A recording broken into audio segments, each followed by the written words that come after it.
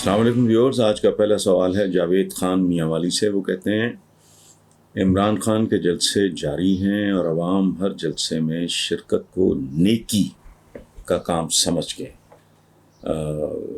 رونق افروز ہو رہے ہیں۔ دوسری جانب مریم نواز بھی اپنی موجودگی ثابت کرنے کی کوشش کر رہی ہیں، لیکن قیمے کے نانوں اور بریانیوں کے باوجود عوام ان کے جلسوں میں نہ ہونے کے برابر ہی شرکت کر رہے ہیں۔ اس تلخ حقیقت میں نواز شریف کی صاحبزادی کے لیے کیا سبق موجود ہے؟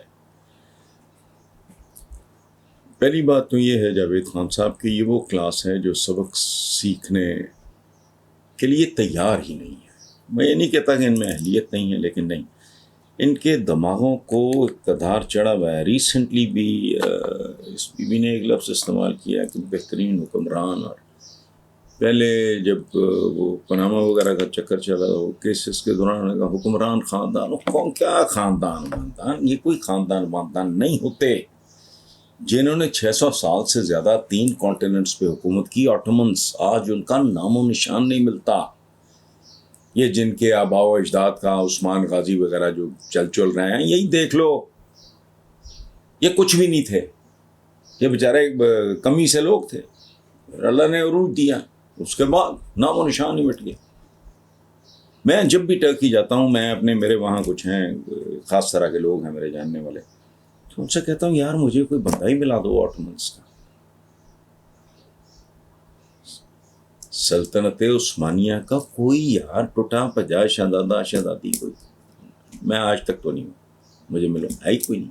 ان کو نکال دیا گیا تھا، اور وہ پھر بہت بعد میں کسی نے اجازت دی تو 1-2 آئے تھے۔ لاسٹ ون وہ اس کا نام بھی ارطغرل تھا، وہ تو کافی میوزیم وغیرہ میں قطار میں کھڑا ہو کے ٹکٹ لیتا تھا اور اپنے آباء و اجداد، ہی واز بورن دیئر۔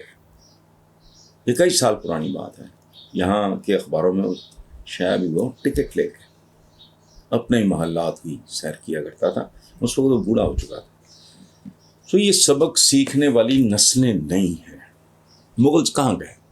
ہنسی آتی ہے آج جب کوئی بندہ کہتا ہے نا کہ جی میں مغل ہوں، تو بندے دل میں ہنستے ہیں، اندر ہی اندر مسکراتے ہیں کہ یہ لوہار تر خان ہوگا، چونکہ ان کو نیچ کاموں میں جانا پڑا تھا۔ یہ اہمی نہیں ہے یہ تاثر کہ جو مغل کہلاتا ہے وہ اوریجنلی کو لوہار تر خان ہوگا، چونکہ ان کو جانے بچانے کے لیے گھٹیا قسم کے کام اس میں بھی پکڑے جاتے تھے۔ پھر مزید شروع میں انہوں نے قرآن پاک کا درس دینا شروع کیا، پھر انہوں نے کوئی شمشیر زنی وغیرہ سکھانے کا، وہ پھر گھبرا کے پھر یہ بہت ہی گھٹیا کاموں میں چلے گئے تاکہ یہ ٹریس نہ ہو سکیں۔ سو باقی جلسے کہتے ہیں عمران کے جلسے ایسے لوگوں کو اور نفرت ہوتی ہے کہ ہمیں کتنا احمق سمجھتے ہیں، ہمیں کتنا گھٹیا اور معمولی سمجھتے ہیں۔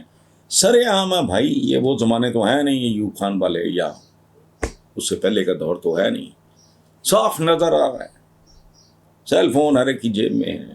دنیا میں وہ ادارے موجود ہیں جو بتا دیتے ہیں تعداد کتنی تھی، سائنٹیفک طریقہ ہے ان کے بتانے کا، مجھے تو اس کی تفصیل نہیں پتہ، لیکن یہ ڈھیٹوں کی طرح 10-12 ہزار 15,000 مطلب بات کرتے ہوئے بھی یہ نہیں سوچتے کہ ان کے بارے میں اوپینین مزید خراب اور گندی ہوگی۔